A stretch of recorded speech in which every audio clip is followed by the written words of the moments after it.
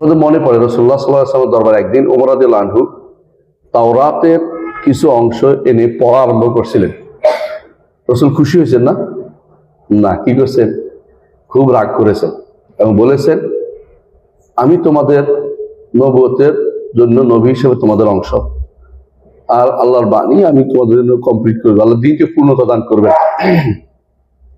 আমুতাহাওয়াকুন ইবনুল খাত্তাব, ইবনুল খাত্তাব তুমি কি পেরেশান হয়ে যাচ্ছ? পেরেশান কেন বলেছেন? মানে তোমরা মনে করছো পূর্ণতা নাই, ওখান থেকে পূর্ণ করতে হবে, এটা নয়। তারপর তিনি বলেছেন, আল্লাহ আল্লাহ শপথ করে বলছে আল্লাহ এই দিনকে পূর্ণতা দিবেন।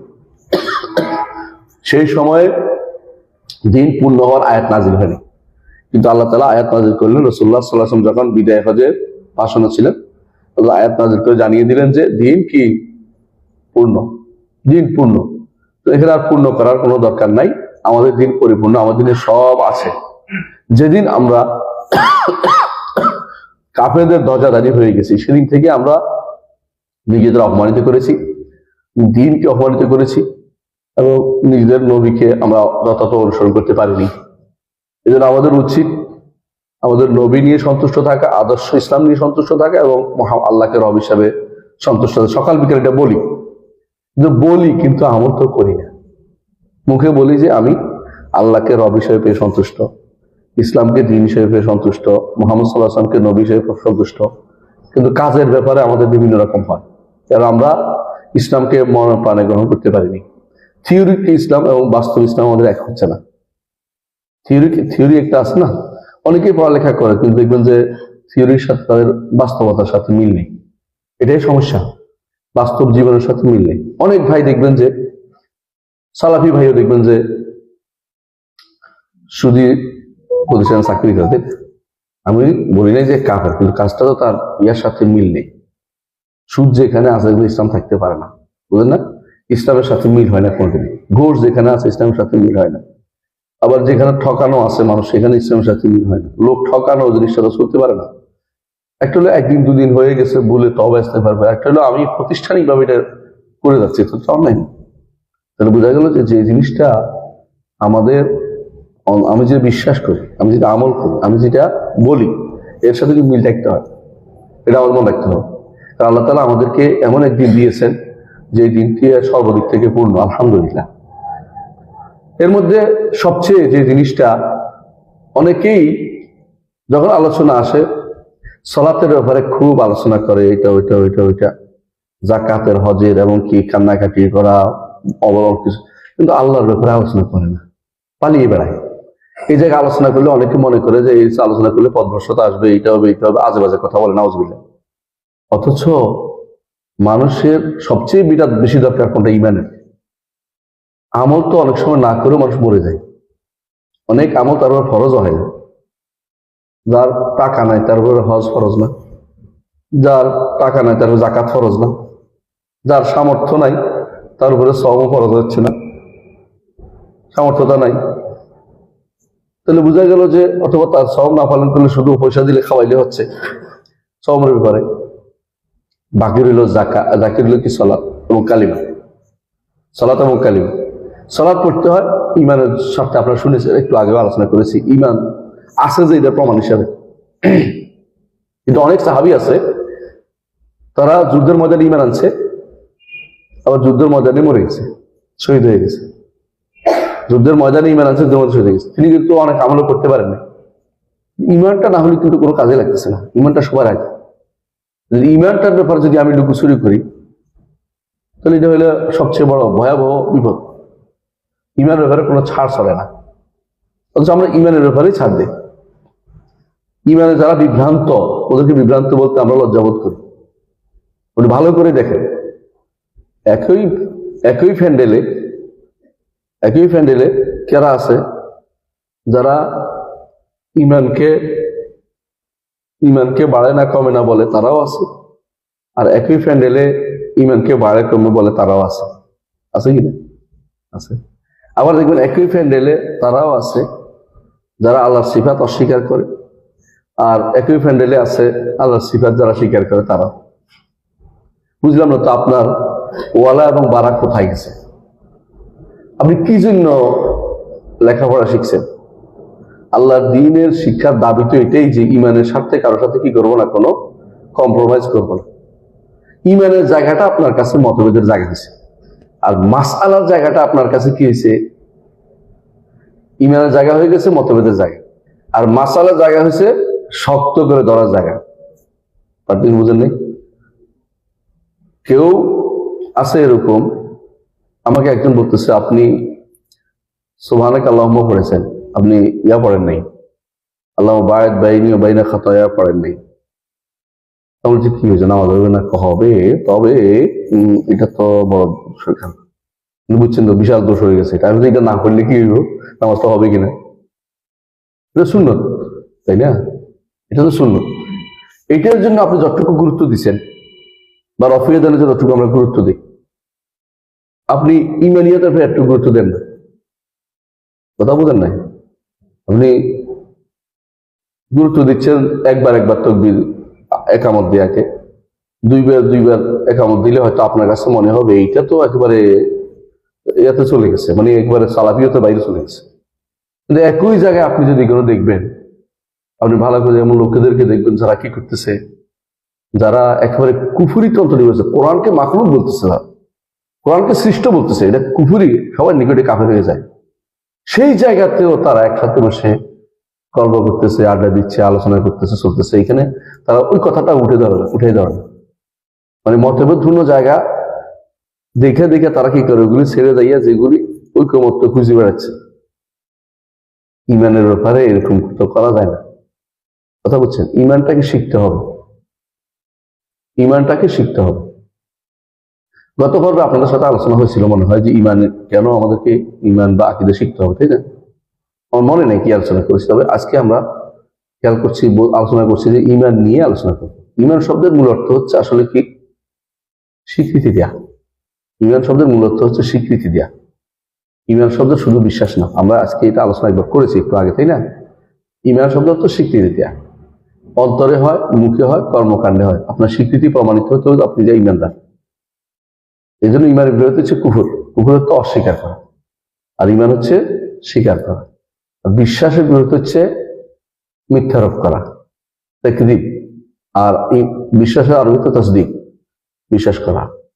এই জন্য ইমান অর্থ স্বীকৃতি দেয়, এটা আমাকে শিখতে হবে, এবং স্বীকৃতিটা অন্তরে, মুখে, কর্মকাণ্ডে হয়। এটা আমাকে শিখতে হবে। ইমান বাড়ে কম এটাও মানতে হবে, এবং সবার ইমান সমান নয় এটাও মানতে হবে। সবার ইমান সমান নয় এটাও মানতে হবে আপনাকে। বরং আবু বকরের ইমান উম্মতের সবার ইমানের চেয়ে বড়। আবু বকর রাদিয়াল্লাহু আনহু।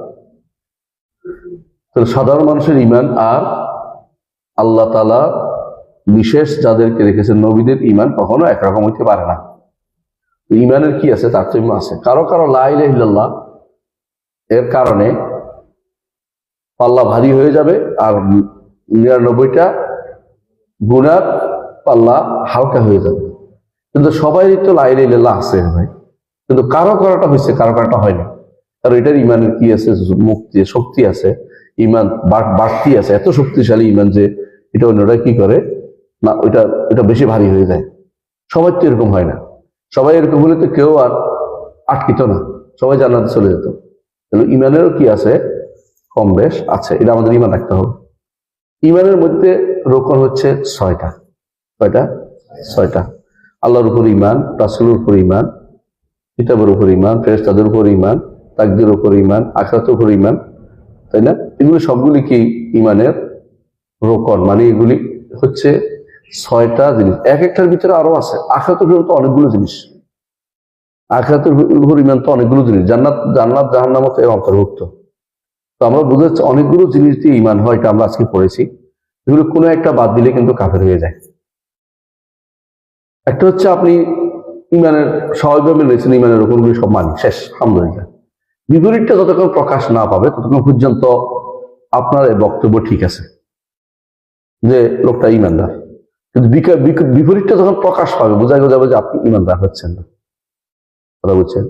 একজন মানুষ যতক্ষণ পর্যন্ত তার আল্লাহর বিরোধী কথা বলে নাই ততক্ষণ পর্যন্ত স্বাভাবিকভাবে ইমানদার। আর যখন বলে ফেলবে তখন কি অর্থ, এই জায়গাতে তার কি আছে, ত্রুটি হয়েছে, সে ইমানদার থাকতে পারেনি। একজন মানুষ স্বাভাবিকভাবে আসছে নামাজ পড়তে, সবকিছু বলতেছে, খেয়াল করেন, সে কি ইমানদার। যখন একজন বলবো তাকদীরের মাসলাতে ভুল করবে, তখন বুঝে গেল সে ইমানদার না। তখন প্রমাণিত হবে, এর আগ পর্যন্ত সে ইমানদার। আমরা খুশি খুশি জিজ্ঞাসা করার উদ্দেশ্য নাই আমাদের, কিন্তু যখন প্রমাণ করে প্রকাশ করে দিবে, তখন বুঝার লোকটা কি আছে, ভুলের মধ্যে রয়েছে, তাকে শুদ্ধ করতে হবে। বলার পরেও যদি কোনো কেউ বাড়াবাড়ি করে, বোঝা যাবে তার মধ্যে কি আছে, অহংকার আছে। কারণ অহংকার হচ্ছে বাতর হাবকে গামতুন নাস। রাসূলুল্লাহ সাল্লাল্লাহু আলাইহি ওয়াসাল্লামকে এক ব্যক্তি জিজ্ঞাসা, ইয়া রাসূলুল্লাহ, আমার জুতা জোর সুন্দর হোক, আমার কাপড় সুন্দর, এটা পছন্দ করি। রাসূল বললেন যে ইন্নাল্লাহ জামিল ইউহিব্বুল জামাল, আল্লাহ সুন্দর সুন্দর পছন্দ করে। এটা তো অহংকার নয়। অহংকার হচ্ছে বাতারুল হককে, হককে ঠেলে দেয়া, গামতুন নাসে, মানুষকে অবজ্ঞা করা, এটা হচ্ছে অহংকার। অহংকারের জায়গাটা কিন্তু চিনতে হবে। সবচেয়ে বেশি অহংকার করেছে কাফেররা, কেন? হক নিতে পারে না এবং মানুষকে অবজ্ঞা করতে থাকে। রাসূলুল্লাহ সাল্লাল্লাহু আলাইহি ওয়াসাল্লাম, আল্লাহ তাআলা তাকে এই দুইটা এমন চরিত্র দিয়েছেন, মানুষকে তিনি বেশি গুরুত্ব দিতেন। মাঝে মধ্যে আল্লাহ তাআলা তাকে আয়াত নাযিল করে বলতেন যে আপনার দায়িত্ব না, এত বেশি করেন না, আপনি দায়িত্ব না, বারবার বলছেন নিজেকে ধ্বংস করবেন না, আপনি শুধু বলে দিলে হবে, আপনি প্রচার করলেই যথেষ্ট। রাসূল চাইতেন মানুষ যেন হেদায়েতের উপর আসুক, এই জন্য তিনি বারবার তাদেরকে হকের কথাটা বলতেন। কোরআনে কারীমে আল্লাহ তাআলা বলছেন, ফালাআল্লাকা বাখিউন নাফসাকা আল্লা ইয়াকুনু মুমিনিন, ঈমানদার হয় না বলে আপনি নিজেকে ধ্বংস করে দিবেন। আল্লাহ বলতেছেন কোরআনে কারীমে, ওমা আলাইকা আল্লা ইয়াযাক্কা, তারা পবিত্র না হলে আপনার কোনো সমস্যা নেই, আপনি তাদের বলে দেন, যারা শুনতে তাদের শোনান। কিন্তু মানুষকে হেদায়েতের যে ঐকান্তিক যে চাহিদা অন্তরের ভিতরে, হরকা যদি পোড়া থাকে, আপনার পোড়ন থাকে অন্তরের ভিতরে, আপনি যখন দেখবেন যে আপনারই একই চামড়ার অধিকারী, একই গোষ্ঠী আগুনে যাবে, আপনি সহ্য করতে পারেন না, আপনার কষ্ট লাগে। রাসূলের কষ্ট লাগতো। রাসূল বলছেন যে আমি তোমাদের কোমর ধরে আছি যাতে করে আগুনে না যাও, তোমরা আগুনেই পড়বে, দৌড়ে যাচ্ছ, আমি তোমার কোমর ধরে টানতেছি, তুমি আগুনে যাবে। বললে দোষ যে এত কথা বলে কেন, কিন্তু না বললে আগুনে যাওয়া হয়, আমার তো বলতেই হচ্ছে। এই জিনিসটা কেউ বোঝার চেষ্টা করে না যে কেন বলে, না বললে কি হয়। এখন আপনি যদি কোনো আকীদার ভুল রেখে যদি সবার সাথে মিলে একসাথে চলেন, তবে কি করবেন বলেন তো? আকীদা শুদ্ধ করেন না। এরপরে আমলের ক্ষেত্রে ভিন্নতা সব জায়গায় ছিল, সাহাবায়ে কেরামের আমলে ভিন্নতা ছিল। এমনকি আপনি দেখবেন যারা ফিকহের মাসআলার ক্ষেত্রে একেবারে খুদ সাহাবায়ে কেরাম থেকে মতবাদগুলি ভিন্ন ভিন্ন মত আসছে, কিন্তু আকীদার ক্ষেত্রে ইবনে তাইমিয়া রাহমাতুল্লাহ আলাইহি বলেন, তার ফাতাওয়াল হামাবিয়াল কুবরার মধ্যে বলতেছেন যে রাসূলুল্লাহ সাল্লাল্লাহু আলাইহি ওয়াসাল্লাম সাহাবীরা মতভেদ করেছেন, কিন্তু আকীদার ক্ষেত্রে করেননি। আকীদার ক্ষেত্রে মতভেদ করেননি। যদি কেউ আকীদার ক্ষেত্রে মতভেদ করে দেখছেন, আপনার হয়তো বুঝতে ভুল হয়েছে, তারা করেননি। তারা এক এক দৃষ্টিকোণ থেকে বলছে, আপনি আরেক দৃষ্টিকোণ থেকে বুঝে আছেন, কিন্তু মাসাইলের ক্ষেত্রে তারা মতভেদ করেছে। আব্দুল্লাহ বিন মাসউদ রাদিয়াল্লাহু আনহু তিনি যেরকম চলতেন, আবু হুরায়রা রাদিয়াল্লাহু আনহু ওরকম করতেন না। ইবনে ওমর যেভাবে চলছেন, ইবনে আব্বাসের মধ্যে অনেকগুলি মতভেদ ছিল, আয়েশা রাদিয়াল্লাহু আনহা এর মধ্যে মতভেদ ছিল। ফিকহের মাসআলার ক্ষেত্রে প্রচুর মতভেদ হয়েছে। মুজাম্মু ফিকহিস সালাফ একটা গ্রন্থই আছে, সালাফিদের ফিকহ, এরপরে একটা বই আছে মুখতাসার কিতানি লেখা 5 খণ্ডে, ফিকহের মাসআলার ক্ষেত্রে কত মতভেদ হয়েছে, কিন্তু আকীদার মাসআলার ক্ষেত্রে কোনো মতভেদ হয়নি। এই জন্য শাফিঈ তিনিও সালাফি, আহমদ ইবনে হাম্বল তিনিও সালাফি, বুঝেন কথাটা, ইমাম মালিক তিনিও সালাফি, কিন্তু তাদের মধ্যে মতভেদের কোনো কমতি নেই, এই মতভেদ থাকবেই, কথা বলছেন। কিন্তু আকীদার ক্ষেত্রে তারা কোনো মতভেদ করতেন না। আপনি আকীদার ক্ষেত্রে ছাড় দিয়েছেন কেন? এই জিনিসটা আমাদের বর্তমানে সমাজে পরিলক্ষিত হচ্ছে। এটা যখন আমরা বলি, তখন অনেকের কাছে আমরা কষ্টের কারণ অনেকের, এটা আমি দেখতে পাচ্ছি, এটা কিন্তু ঠিক না। বরং আকীদাটা অবশ্যই শুদ্ধ হতে হবে। আমি কি বুঝাতে পারছি? আপনার ঈমান অবশ্যই শুদ্ধ হতে হবে, আপনার আকীদা শুদ্ধ হতে হবে। আকীদার উৎস হচ্ছে কি? ওয়াহী। আকীদার সম্পূরক কিছু উৎস, সম্পূরক মানে হচ্ছে এগুলি উৎস নিজের থেকে দেয় না, এগুলি সহযোগিতা করে বুঝার জন্য, মেনে নেওয়ার জন্য। একটা হচ্ছে আপনার সুস্থ বিবেক হতে হবে, তাহলে আপনি কোরআন থেকে নিতে পারবেন না। কোরআন পড়েই তো কোরআনি ফেরকার লোকেরা পথভ্রষ্ট হয়ে গেছে, কারণ তার কি ছিল না, সুস্থ বিবেক ছিল না। এজন্য আকীদাকে আপনার সুস্থ রাখতে হলে সুস্থ বিবেক লাগবে। আকীদা শুদ্ধ হতে হলে কি লাগবে? সুস্থ বিবেকটা লাগবে। 2 নম্বর হচ্ছে ফিতরাতটা শুদ্ধ হতে হবে। ফিতরাত মানে হচ্ছে আল্লাহর দেয়া যে আলো আপনাকে দিয়ে দিয়েছেন। যখন আল্লাহ তাআলা আপনাকে দুনিয়াতে পাঠিয়েছেন, তখন আপনার ভিতরে ফিতরাত দিয়ে দিয়েছেন। এই ফিতরাতটাই এতক্ষণ ধরে আপনারা যেটা বলছিলেন যে একসাথে ওহী বলছেন, যে কি বলেন যে আপনারা যে রূহের জগৎ, ওসব কিছু না। আসলে আল্লাহ তাআলা প্রত্যেকটি মানুষের মধ্যে ফিতরাত দিয়ে দিয়েছেন, যে আলো দিয়েছেন, ইমানের আলো। এই আলোর সাথে দুনিয়ার আলো পড়লে সে ইমান আনবে। দুনিয়ার আলো হচ্ছে নবীদের দাওয়াত, কোরআনের হেদায়েত, অর্থাৎ নেককারদের বক্তব্য। এগুলো যখন কেউ অর্জন করে, দুইটা মিলে কি হবে? আলো জ্বলবে। আপনার চোখে আলো আছে, বাইরে আলো নাই, আপনি দেখতে পাবেন না। বাইরে আলো থাকলে, চোখের আলো থাকলে দেখতে পাবেন। বাইরে আলো আছে, চোখের আলো নাই, তাও দেখতে পাবেন না। এই জন্য আপনার ফিতরাত যেন নষ্ট না হয়ে যায়, এটা খেয়াল রাখতে হবে। যখন ফিতরাত নষ্ট হয়ে যায়, আপনি কখন ফিতরাত নষ্ট হয়ে জানেন? সঙ্গদোষে হয়, পিতামাতা করে, সঙ্গদোষে হয়, পিতামাতাও করে ফেলে, বন্ধু বান্ধব আর কি করে ফেলে, পরিবেশ করে ফেলে। অহংকারী হইলে হয়ে যায়, হক নিতে চায় না। এবং ক্ষমতা কখনো কখনো মানুষকে হক থেকে দূর রাখে। কিন্তু ক্ষমতা এসে যায়, তখন মনে করে এই ব্যক্তি কেন বলবে, এই ব্যক্তি কেন বলবে, মানে তখন কার কাছে মনে হয় যে আমাকে অপমান করা হইলে কথা বলে, তার কাছে নাকি আখাযাতুল ইজ্জাতু বিল ইসম, তার আত্মমর্যাদা তাকে গুনার কারণে গুনার দিকে প্ররোচিত করে, হকটা নিতে চায় না। আর যে ব্যক্তি ন্যাক ভালো মানুষ, সে তাকে ধরিয়ে দিলে ভুলটা সে নিতে চেষ্টা করে, যে এটা আমার ভুল হয়েছে, ঠিক করতে হবে, এটাকে মনে ঠিক রাখে। সেইটা অন্তত মুখে না বললে অন্তরটা ঠিক বলে যায়, যেটা আমার ঠিক হয়েছে। আর যারা অহংকারী, তারা মনে করে আরেকটা ভুল ধরার জন্য খুঁজে, ওনার ভুল ধরবো আমি, ওনার ভুল ধরার জন্য দেখে থাকি। অহংকারী মন, অহংকারী মন খুব খারাপ, অহংকারী মন খুব খারাপ। কাউকে হেদায়েতের পথে নেওয়ার জন্য আপনার প্রচেষ্টা থাকা উচিত, আমার আপনার প্রচেষ্টা। কাউকে অহংকারী বা কাউকে কষ্ট দেওয়ার চিন্তাধারা না থাকে, বা অপমান করার চিন্তাধারা না থাকে। কিন্তু যখন আপনি দেখবেন যে কোনো মানুষ অনবরত ভুল করে যাচ্ছে, তখন সাবধান করার পরেও মানছে না, তখন কিন্তু আপনার সাবধান করাটা জরুরি হয়ে পড়ে। নাহলে তো আরেকজন পথভ্রষ্ট হবে চারিদিক। এখন যে অবস্থা যাচ্ছে, সবাই যদি আমরা বেদাতির সাথে আঘাত করে চলি, তাহলে হেদায়েত কোথায় যাবে? একটু চিন্তা করেন তো। বেদাতির সাথে আঘাত করার কোনো সুযোগ তো নাই। বেদাতি কাকে বলে এটাও জানতে হবে। বেদাতি হচ্ছে যে বেদাত হচ্ছে আহ্বানকারী, বেদাতি বিশ্বাসটাকে প্রচারকারী। কিন্তু যে ব্যক্তি অন্তরে কোনো বেদাত নিয়ে আসে, অথবা যে গুণের উপর আছে, গুণের সাধারণ গুণা করে যাচ্ছে, সে তো তাকে তো এই ইয়েতে ফেলা যাবে না, কারণ সে তো জানে না, অথবা সে তো কারো ক্ষতি করছে না, নিজের ক্ষতি নিজে করছে। যারা ক্ষতিকর প্রমাণিত হয়েছে, তাদের সাথে তো আপনার একই রকম আচরণ হবে না। কথা বলছেন কিনা? আমাদের এখানে যারা আপনারা আসছেন আজকে, সবাই কি একরকম ইমানের? এক একজন এক এক রকম আছে। সবাই আসছে, কিন্তু কেউ তো আর বেদাত প্রচার করতেছে না, সুতরাং সবাই বুঝতেই পারতেছে একসাথে। কিন্তু কেউ যদি এরকম থাকে, এখানে এসে বলে যে কোরআন সৃষ্ট, কোরআন মাখলুক, আর তার সাথে আপনি যদি কোনো চেয়ার বিনিময় করেন, আপনি কোনোদিনই আর হকের কথা বলতে পারবেন না। আমি দেখেছি, এটা সত্য কথা বলছি। বেদাতের সাথে আপনি উঠে বসা হলে একসময় দেখবেন যে আপনার মায়া জমে যাবে, একসময় আপনার মায়া জমে যাবে, আর একসময় আপনার কি মনে হবে যে এত আমারটা মধ্যে বাড়াবাড়ি হচ্ছে। একসময় আপনার মনে হবে ওর একটা ভালো দিক আছে। নাউজুবিল্লাহ। এটা কিন্তু আপনি ভালো করে দেখবেন, এটা কি জন্য হয়? বেদাতের সাথে আপনার যখন গলায় গলায় খাতির হবে, আপনি যখন আর কোনোদিন এই খাতিরের কারণে আপনি ছাড়তে পারবেন না বেদাতিদেরকে। বেদাতও ছাড়তে পারবেন না, বেদাতে ছাড়তে পারবেন না। আমি এটা পরীক্ষা করে দেখছি। ঠিক আপনি অনেক জায়গায় দেখবেন যে আপনাকে এই মুনাজাতের জন্য বাধ্য করা হয়, দেখছেন না? কোনো কোনো জায়গাতে আমি আশ্চর্য হয়েছি, এদের মুনাজাতের জন্য বাধ্য করা অনেক সময় কিন্তু অনেকে করেই, এবং এর পক্ষে দলিল নিয়ে আসে যে আমাদের পরে মুনাজাত করা যাবে, দলিলও আনে। অথচ তিনি কিন্তু ইচ্ছা করলে হকটা নিতেই পারতেন, নিতে পারেন না কয়েক কারণে। এক কারণ হচ্ছে তিনি এখন যেই পোস্টে আছেন, এটা ছাড়বেন না। আশেপাশে মানুষদের তার একটা বিশাল বিষয় তৈরি হয়েছে, কারণ মুনাজাত ছেড়ে দিলে ওরা করবে আগে আপনি কেন করছিলেন, তো ওরা মন খারাপ করবে, ওদেরকে ঠিক রাখার জন্য এখন সুন্নাহ যাক। কারণ তিনি কার দিকে তাকাইছেন? মানুষের দিকে তাকাইছেন। রাসূলুল্লাহ সাল্লাল্লাহু আলাইহি ওয়াসাল্লাম বলেছেন যে ব্যক্তি আল্লাহর সন্তুষ্টিকে প্রাধান্য দিবে, মানুষকে তার সন্তুষ্ট করে দিবে। আর যে ব্যক্তি মানুষ সন্তুষ্টি খুঁজবে, আল্লাহর বেজার, আল্লাহ তার বেজার হয়ে যাবে। আপনি মানুষ সন্তুষ্ট খুঁজে না, দয়া করে।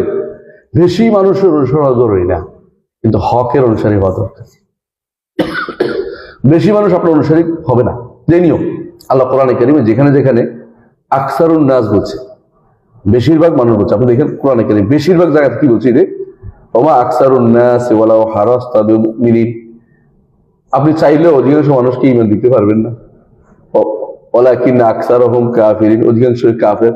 আকসারহুম ফাসিকিন, অধিকাংশই ফাসিক। আপনি বেশি মানুষের চিন্তা করবেন না, শুদ্ধ মানুষের চিন্তা করবেন। বেশি আমলের চিন্তা করবেন না, শুদ্ধ আমলের চিন্তা করবেন। বেশি মানুষকে আপনি হেদায়েত দেবেন, হ্যাঁ আপনি বেশি মানুষ হেদায়েতের কবজায় আসুক, হেদায়েত নিয়ে বেশি মানুষকে আমাকে ভালো করতে হবে। হেদায়েতের ছাড় দিয়ে না, হেদায়েতের ছাড় দিয়ে যারা বেশি মানুষকে সাথে নিয়েছে ওরা কোনো সফল কাম হতে পারবে না। হেদায়েতের ছাড় দিয়ে বেশি মানুষকে সফল করা যায় না। আহমদ ইবনে হাম্বল রাহমাতুল্লাহ আলাইহি, যে ইমামের কথা আমরা শুনেছি, তিনি যখন কোরআন সৃষ্ট নয় এই কথাটা বলেছেন, বেশিরভাগ মানুষ কিন্তু তখন কোরআন সৃষ্টির পক্ষে চলে গেছে। হক কি তাদের সাথে ছিল? ছিল না। তিনি তখন নিষেধ করেছেন, এত ভিন্ন অবস্থা থেকেও তিনি নিষেধ করেছেন যে বেদায়েতের সাথে তোমার উঠা বসা চলবে না, বেদায়ের সাথে অমুকে বেদায়ের সাথে বসে তার থেকে হাদিস নেওয়া যাবে না, তার থেকে ওইটা নেওয়া যাবে না। কারণ বেদায়ের সাথে যদি আপনি মিশে যান তাহলে কি হবে, বাতিলকে প্রমোট করা হয়ে যায়, বরং এগুলি গৌণ হয়ে যায়, আকীদার বিষয়গুলি গৌণ হয়ে যায়, মৌলিক ইমানের বিষয়গুলি তখন স্বাভাবিক হয়ে যায় মানুষের কাছে, যে এটা কিছু না। ওরা দেখলাম মাশাআল্লাহ হাসি বিনিময় বসে গল্প করতেছে একসাথে, যদি খারাপ যদি হইতো তাহলে কি ওনারা এটা করতেন নাকি? নিশ্চয়ই এটাও স্বাভাবিক। আমার মনে পড়ে একজন ইমাম, তিনি ইমাম বুখারী রহমতুল্লাহ আলাইহির কিতাবের বর্ণনাকারী ছিলেন। তিনি আশারি মতবাদ দীক্ষিত হয়ে গেছেন, করার কথা ছিল না, কিন্তু একজন ব্যক্তি মুহাদ্দিস, একজন কালাম শাস্ত্রবিদের মাথায় চুমু দিয়েছেন আসার পরে, এইটা দেখেও মনে করছে ও তো ঠিক আছে। তাহলে এরপর তিনিও কি হয়ে গেছে, পরিবর্তন হয়ে আশারি হয়ে গেছেন। বাইহাকী রহমতুল্লাহ আলাইহির সমস্যা এখানে ছিল, তিনি মুহাদ্দিস থেকে হাদিস নিয়েছেন কিন্তু আবার কালাম শাস্ত্রবিদদের কেউ মেনে নিয়েছেন। এই জন্য দেখা গেছে তার আকীদার মধ্যে উল্টাপাল্টা কথাবার্তা আসছে, একবার ভালো বলেন একবার খারাপ বলেন, সত্যি দিতে পারবেন। ইমামরা এই জন্য এটার উপরে বিস্তারিত আলোচনা করেছেন যে কোন জায়গায় তিনি ভুল করেছেন। তো ভুলগুলো যদি আমরা না বলি, ভুলগুলো না ধরিয়ে দেয়, তাহলে ভবিষ্যৎ প্রজন্ম তো আর শুদ্ধটা শিখবে না। এই জন্য আমাদেরকে ভুলটা নিয়ে শুদ্ধ করে আলোচনা করতেই হবে। আর ভুলটাকে কখনো হাইড করা যাবে না, ভুলটাকে বলে দিতে হবে এটা ভুল, এটা ভুল বলতে হবে। আর যখন ভুলটা বারবার করে, কথা বললেও শুনে না, তখন কঠিন ভাষায় বলা নিয়ম, তখন আসতে বলে এটা হয় না। আমার দোস্ত খুব ভালো মানুষ ছিল, আছে এখনো, সৌদি আরব থাকে, মতিউর রহমানের কথা বলছি। তো আমাকে একদিন বলতেছেন যে দোস্ত আপনি নাকি নরম নরম করে কথা বলেন। হ্যাঁ নরমই তো বলি, নরম বলে তো শুনবে না, এরা মনে করবে হুজুরের নরম কথাই কইতেছে, কিছু শক্ত করে বলতে হবে আপনাকে। কথাটা একটু ভালোই লেগেছে আমার কাছে, হওয়া ঠিক বলছেন কথাটা। নরম নরম সারা বছর বলে তো আর পারলাম না, এত 10 বছর বলে দিচ্ছি, নরমের কাজ হইতেছে না, হকটা বলতে হবে শক্ত করে। একজন বলছিলেন যে ওকে জোর করে ধরে আসতে বসিয়ে দেন, কথাটা এরকম হইতেই হবে, বুঝলেন না? মাহফিল দাঁড়াই দিচ্ছে, জোর করে ধরে আসতে বসিয়ে দেন, ধরাটা জোর করে ধরতে হবে, বুঝলেন না কথাটা? তার প্রতি রহমত দয়া আমাদের আছে, নাই তা নয়। যে ভুল করবে তাকে শুদ্ধ করা আমাদের দায়িত্ব। সে আর এই আশারি মাতুরিদি বা তথাকথিত জাহমি এক নয়, কিন্তু যে ব্যক্তি ভুল করছে তাকে তো আমার জানাতে হবে যে তোমার ভুলের উপর আছে। এবং সে যদি কোনো ভুলটাকে প্রমোট করতেই থাকে এবং উল্টা লেগে যায়, তাহলে বোঝা গেল তার মধ্যে এলমের কোনো দরজা নেই, এলমের দরজাতে সে আসে না, সে যে জায়গায় আসছে এটা এলমের কোনো স্থান নয়। এটা যদি কোনো এলমের স্থান না হয় তাহলে তাকে আবার এলম অর্জন করা উচিত এবং আলেমদের কাছে নেওয়া উচিত। নিজে যতটুকু শিখছে যথেষ্ট না, এটা বুঝাতে হবে আমাদেরকে। প্রিয় ভাই, যেটা বলছিলাম, ইমান তাহলে বাড়ে কমে, ইমানের কয়টা রকম আছে? 6টা রকম আছে। এই 6টা রকম যদি আপনি হিসাব করেন, ইমানিয়তের বিষয়গুলো বেরিয়ে আসবে। আচ্ছা বলেন তো, আল্লাহকে কি দেখেছি? রাসূলকে দেখি নাই, কিতাব নাজিল হয়তো দেখি নাই, আখিরাত তো দেখিই নেই, তাকদীর লেখা সম্পর্কে দেখিই নেই, সবই আমরা বিশ্বাস করতেছি কি দিয়ে? সংবাদ, তাই না? সবগুলি সংবাদ গায়েব, অর্থাৎ আল্লাযীনা ইউমিনুনা বিল গায়ব। ইমানের মূল হচ্ছে এটাই যে গায়েবের উপর যেটা হয় এটাই ইমান হয়, শাহাদার উপর যেটা, দেখার উপর যেটা হয় এটা বিশ্বাস হয়। হ্যাঁ, আমি বিশ্বাস করি যে আপনারা এই কাজটা করবেন, এটা বলতেই পারি। আমি ইমান আনি, এটা এখানে আসবে না, গায়েবের জিনিসের উপর ইমান হয়, বুঝছেন তো? এই জন্য বিশ্বাস, ইমান অর্থ বিশ্বাস হচ্ছে না। ইমান অর্থ হচ্ছে স্বীকৃতি দেওয়া, মেনে আমি স্বীকার করতেছি এটা বলা। কিন্তু গায়েবী জিনিসের উপরে বিশ্বাসও হয়, ও গায়েবী উপস্থিত জিনিসের উপরে বিশ্বাস হয়, বিশ্বাস দুটোই হয়।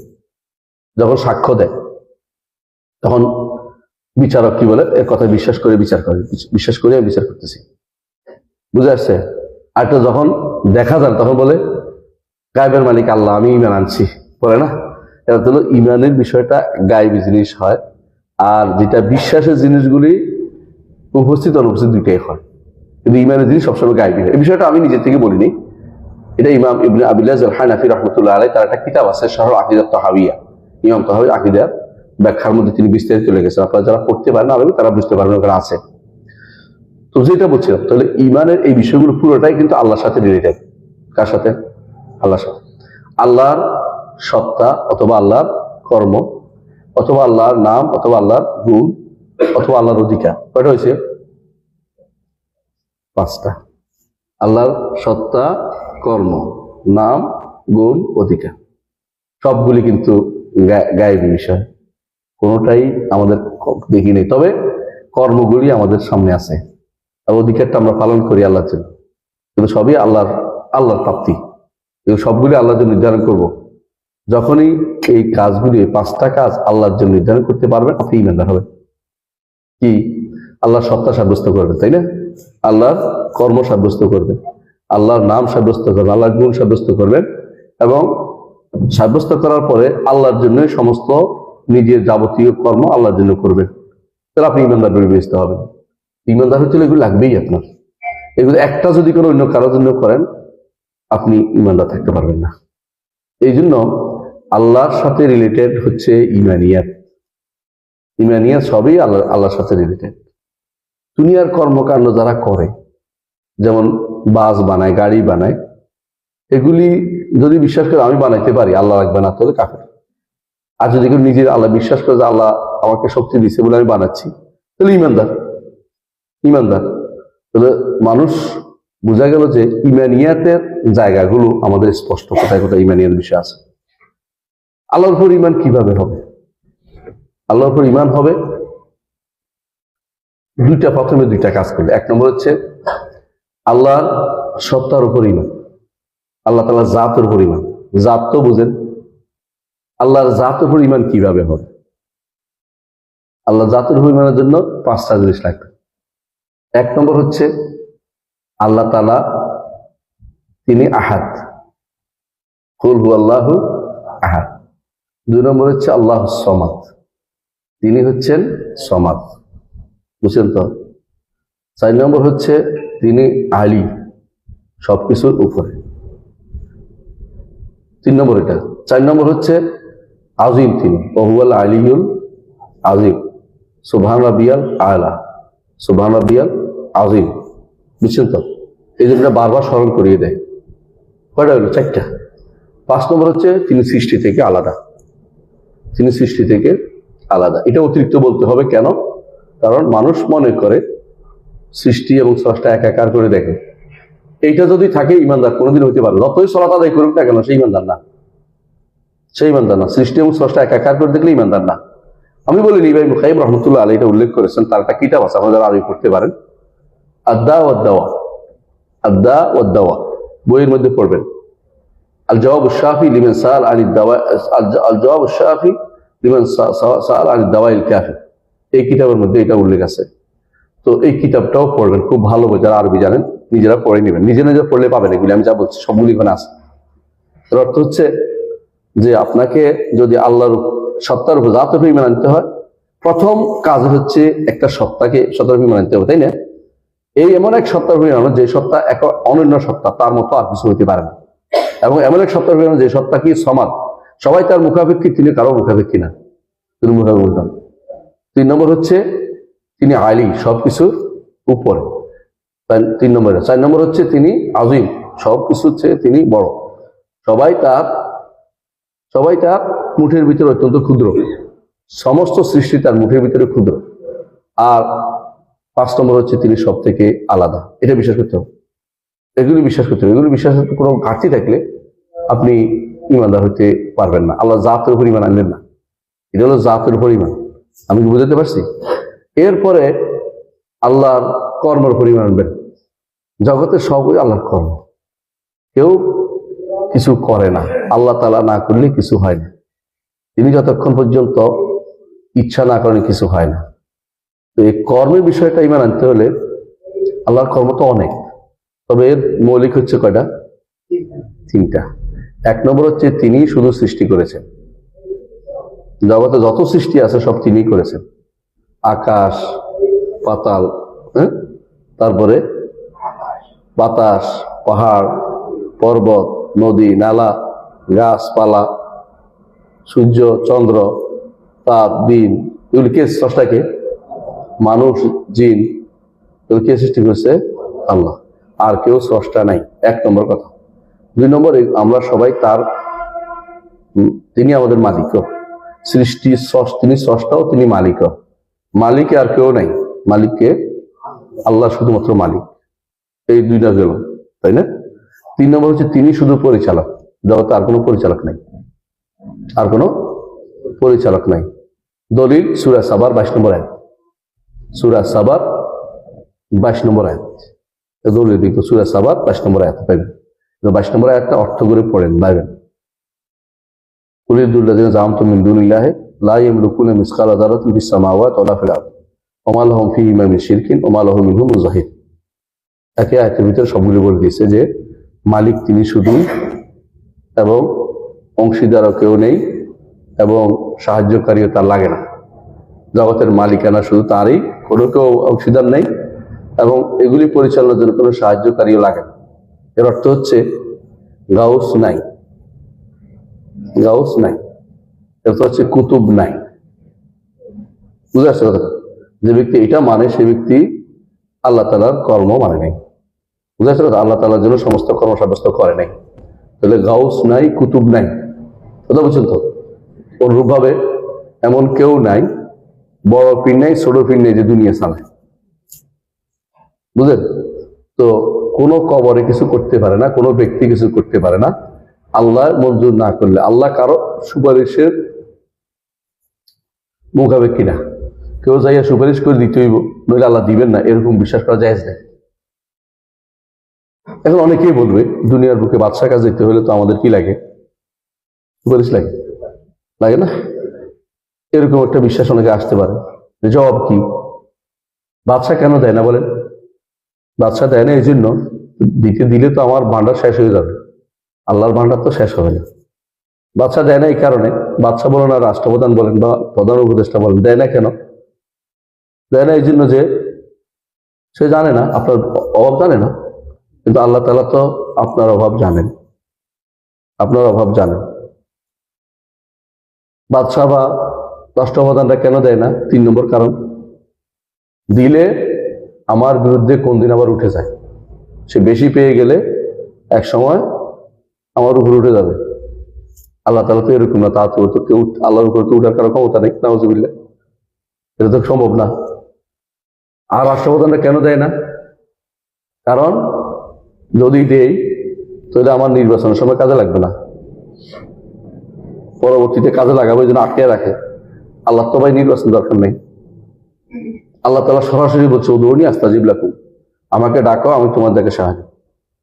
কোন রাষ্ট্রপ্রধান যদি বলে আপনি সরাসরি চলে আসবেন, একটা কার্ড দিয়ে দিন, এটা দেখাইয়া চলে আসবেন, আপনি কি বলবেন যে না এই এলাকার চেয়ারম্যানরা আগে ডেকে লই, মেম্বাররা বইলে লই, অমুকেরা বইলে লই? কিন্তু আপনি বলবেন না। তা ভুলটা কোথায় হচ্ছে? আল্লাহ যেখানে সরাসরি বলতেছেন উদউনি আস্তাজিব লাকুম, আমাকে ডাকো আমি তোমার ডাকে সাহায্য, আপনি বলছেন না আপনি কি আর দিবেন নাকি, আমি এখন হুজুরের কাছে যাই, হুজুর আপনারে পথ দেখাই দিন, আপনি এখন বিপদে পড়ছেন। এই জাতীয় চিন্তাটাই আমাদের আরবের মুশরিকদেরকে কি বানাইছে? আরবের মুশরিকরা মুশরিক হয়েছে এই কারণে। কুরাইশরা এই জন্য শিরকে নিয়েছে যে আল্লাহ আমাদের কি সরাসরি দিবেন নাকি? অথচ আল্লাহ বলতেছেন উদউনি আস্তাজিব, আমাকে ডাকো আমি তোমার ডাকে সাহায্য, আর আপনি বলতেছেন না আপনি কি আর দিবেন নাকি? আল্লাহ সম্পর্কে খারাপ ধারণা। ইমাম ইবনে কাইয়িম রাহমাতুল্লাহ আলাইহি এই কথাটা উল্লেখ করেছেন, তার একটা কিতাব আছে, নাম হচ্ছে ইগাসাতুল লাহফান ফি মাসাইদিশ শাইতান, ওখানে উল্লেখ করেছেন। আরো কয়েকটা কিতাব উল্লেখ করেছেন যে, এমনকি যদি আমি ভুল না করে থাকি তিনি এই কথাটা ইয়াতেও বলেছেন, আর জওয়াবুল কাফি বা যেটা আদ-দাওয়া সেখানেও বলেছেন, এবং এটা আবার কয়েকটা বইতে তিনি উল্লেখ করেছেন যে মূল কারণ হচ্ছে এটাই। কিন্তু ইবনে তাইমিয়া উল্লেখ করেছেন বেশিরভাগ মানুষ শিরকের মূল কারণটা এটাই যে আল্লাহ সম্পর্কে খারাপ ধারণা পোষণ করা।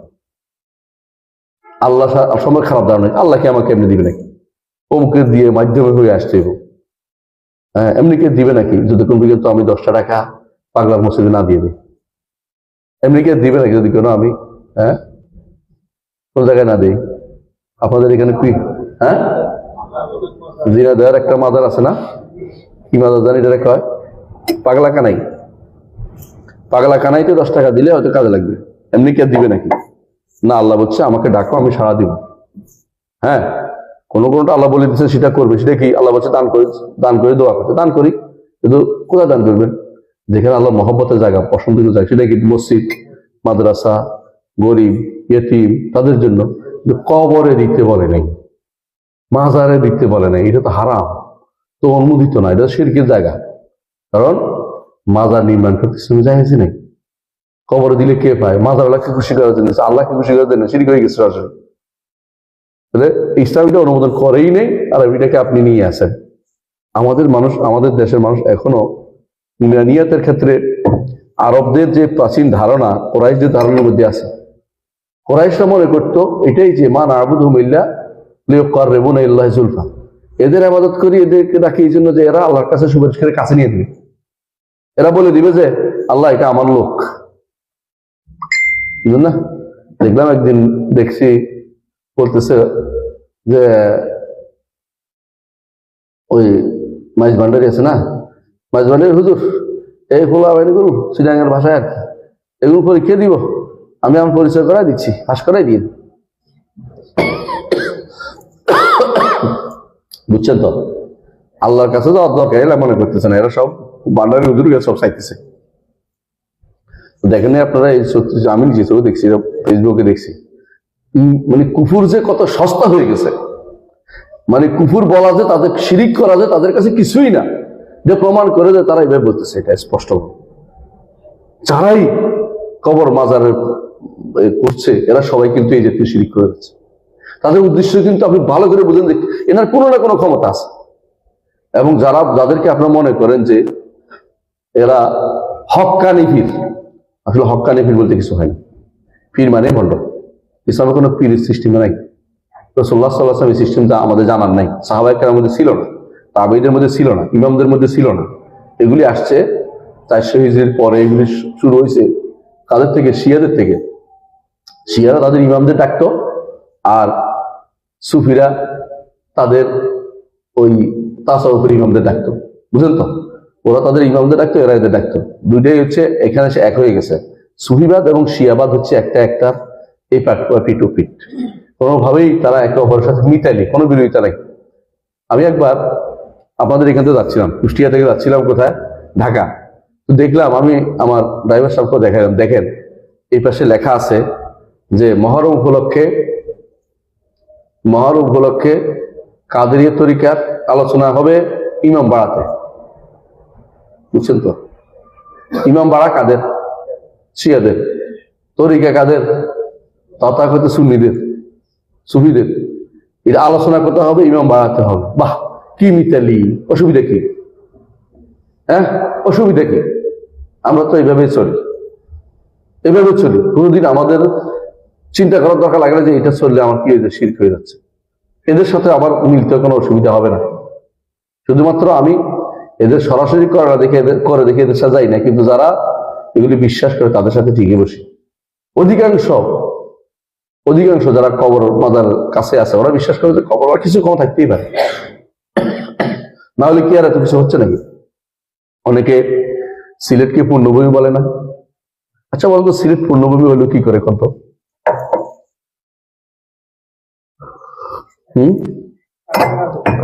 সিলেট পূর্ণভূমি হইলে কেন? শাহজালাল কি পূর্ণ দেয় না নেয়? সিলেট থেকে আপনার মাজার জিয়ারত করে অনেকে শুরু করে না? কেন করে? জিয়ারত করার জন্য গেছে না কিছু পাওয়ার জন্য গেছে? হয় পাওয়ার জন্য, মানুষকে খুশি করার জন্য গেছে। যেটাই করেন আপনি কিন্তু শিরকের থেকে নিচে যান নাই। বুঝলেন কথাটা? শুধু কোনো কাজের তো শরীয়ত থেকে এমন কিছু নাই যে আমি এটা করলাম, এটা কোনো মূল্যহীন, অর্থহীন। এটা কিন্তু না, অর্থপূর্ণ কাজ। অর্থহীন কাজ কারা করে? পাগল। অর্থহীন কাজ বাবু করে। বাবু বুঝলেন? বাচ্চারা। যে ব্যক্তি বিবেকবান মানুষ, সে অর্থহীন কাজ করে না। অর্থহীন কাজ হতে পারে না। আপনি এটা কি? অবশ্যই কোনো উদ্দেশ্যমূলক আপনি করছেন।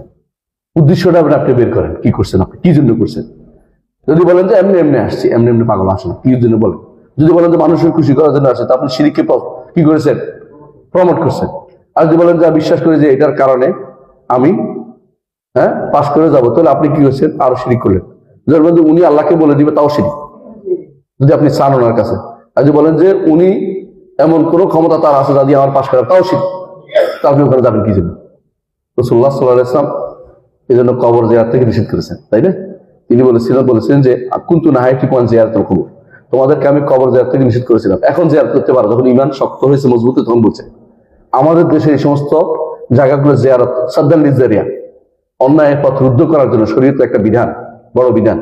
এই জন্য কবর জিয়ারত জায়গাগুলো বন্ধ করা উচিত। যে সমস্ত মাজার হয়েছে, মাজার মধ্যে কিছু রাখা উচিত না। আমার দায়িত্ব না, এটা রাষ্ট্রের দায়িত্ব। মাজার মধ্যে কোনো রাখা উচিত না। তো কবর জিয়ারত কোথায় করবে? বাপের কবর।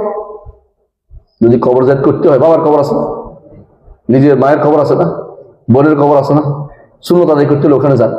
এখানে না করে আমি কোথায় গেছে? ওই নিজের তথাকথিত বাবা, তথাকথিত বাবা, তথাকথিত বাবা, বুঝছেন তো? আবার তথাকথিত বাবা আছে, আবার তথাকথিত মাও আছে। দেখলাম ঢাকা শহরে একজন দেখতাম জটালি মা, নিশ্চয় মহিলা জীবনে কোনোদিন চুল কাটতেন, এই জন্য মরে গেছে জটালি মা। আমাদের এই টঙ্গীতে একটা মাজার আছে, এটা কি জানেন? হলো পেশা খাওয়া মাজার, মানে পেশা খাইছিল বোধ হয়, বুঝলেন? পেশা খাইছিল, বেটা বোধ মরে গেছে পেশা খাইয়ে। পেশা তো ভালো জিনিসটা, বোধ পেশার নাম দিছে।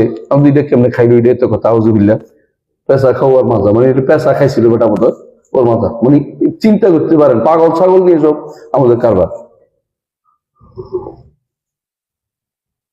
এগুলি কেন হয়? আল্লাহ সম্পর্কে খারাপ ধারণা। আমি কথা বলতে চাচ্ছিলাম যে আল্লাহ কি আমাকে এমনি দিবে নাকি? আমাকে কি করতে হবে? এই জাতীয় পাগল ছাগল পিছিয়ে হাঁটতে হবে। ঢাকাতে আমি একদিন যাচ্ছি, নামছি ইয়ে থেকে, গাড়ি থেকে নামার পর দেখলাম তালা বাবা হায়দার আলী হাঁটতেছে। দেখছেন হায়দার আলী? দেখছিল নাকি? হায়দার আলীর মধ্যে তালা লাগানো গায়ের মধ্যে, আর পিছনে এক রাশ মানুষ হাঁটতেছে। আমি বলছি পাগল বুঝি, পাগল পাগল পিছনে পাগলটা হাঁটতেছে। কিন্তু কয়দিন পরে শুনলাম যে মারা গেছে। মারা গেছে, 2 এলাকায় যুদ্ধ আরম্ভ হয়েছে। ইয়ালি শাহ আলী ওরা আমাদের এখানে মাটি দিব, আর যারা ওদিকে একটু আছে ওরা বলে যে কি আলী জানি, এটা এটা আরেক জায়গায় আছে, ভুলে গেলাম, মিরপুর এলাকা, ওরা বলে আমাদের এখানে মাটি দিব। বিশাল মানে কে কোথায় মাটি দিবে এ নিয়ে ঝগড়া। শেষ পর্যন্ত শাহ আলী ওরা বোধ জিতে গেছে, সেখানে মাটি দিছে। কারণ মাটি দিলেই তো লাভ, এখানে কয়েক হাজার মানুষের কর্মসংস্থান হবে, ব্যবসা হবে, টাকা হবে, একটা বিশাল কিছু। সরকারিভাবে এটাকে আবার প্যাট্রোনাইজ করা হবে, সরকারি এটা উপর পর্যন্ত যায় ভাগ, টাকার ভাগ কিন্তু উপর পর্যন্ত যায়, যত যাইতে পারে। এই জন্য কেউ যদি কোনো এলাকায় ডিসিএসপি হয়ে আসে, প্রথমে খেয়াল করে আয়ের উৎসের মধ্যে এটা আছে তো দেখে, কারণ এটা একটা বিশাল আয়, এটার ভাগটা একটু ছাড়া যায় না। হ্যাঁ, ওরা হয়তো নিজেরা বিশ্বাসও করে না, কিন্তু টাকার মায়া কেউ না ছাড়ে, টাকা তো টাকাই, বিশ্বাস না করলেও এটা নিব, টাকা এমনি পাচ্ছি, কোনো কষ্ট নাই, মানুষের এমনি দিয়ে দিচ্ছে। কেউ যদি কোনো ওই একটা পাগলার মাজার, পাগলার মসজিদ আছে না, কোথায় এটা? কিশোরগঞ্জ। কিশোরগঞ্জ যদি কোনো এই জন্য বদলি হলে অনেক টাকা পাওয়া যাবে, কারণ হে মনে করে এই যে বদলি হলো আপনার কি অনেকগুলো মাজার, একটা বড় মাজার রয়েছে, একটা বড় মাজার নাই, কিন্তু এটা একটু মসজিদ পাগলার নামের কারণে পাচ্ছে। পাগলা নাম হওয়ার কারণে পেয়ে যাচ্ছে, কারণ পাগলার ক্ষমতা আছে মনে করতেছে। তাহলে বোঝা গেল যে ব্যক্তি মনে করবে, আমরা এই জন্য কথাগুলি বলতেছি বোঝার জন্য, যে জগতে পরিচালনার ক্ষেত্রে আল্লাহ ছাড়া কারো কোনো হাত নাই, কেউ করে না, কেউ করে না। আপনাকে যখন পানিতে কি আসে, নৌকা যখন ডুবু হয়, তখন কে বাঁচায়? আল্লাহ। কেউ যদি বদর বদর করে ডাকে, মুশরিক। মাঝিম আল্লাহরা পীরের ডাকে, বদরে ডাকে। শাইখ হোসেন মাহমুদ আব্দুল্লাহ রহমতুল্লাহ আলাইহি বলেছেন, আগেকার মুশরিকদের থেকে আমাদের শিরক আরো বেশি ভয়াবহ। আর ওর মুশরিকরা কি করতো? বিপদে পড়লে শুধু আল্লাহরই ডাকতো। আর এখনকার লোকেরা বিপদে আপদে সর্ব অবস্থা, ভালো অবস্থা তো কাফের ইয়াদের ডাকে, মৃত মানুষকে ডাকে। আগেকার সময় কি করতো? বিপদে ভালো অবস্থা তারা শিরক করতো, খারাপ হলে কারা ডাকতো? আল্লাহ ডাকতো। এখনকার সময় ভালো মন্দ উভয় অবস্থাতে তারা শিরিক করে, বুঝছেন তো? আর আগেকার লোকেরা যাদেরকে ডাকতো তারা ভালো মানুষ ছিল, আর এখনকার লোকেরা যাদেরকে ডাকে তারা হচ্ছে সব পাগল ছাড়, তাদের হয়তো অস্তিত্বও নাই।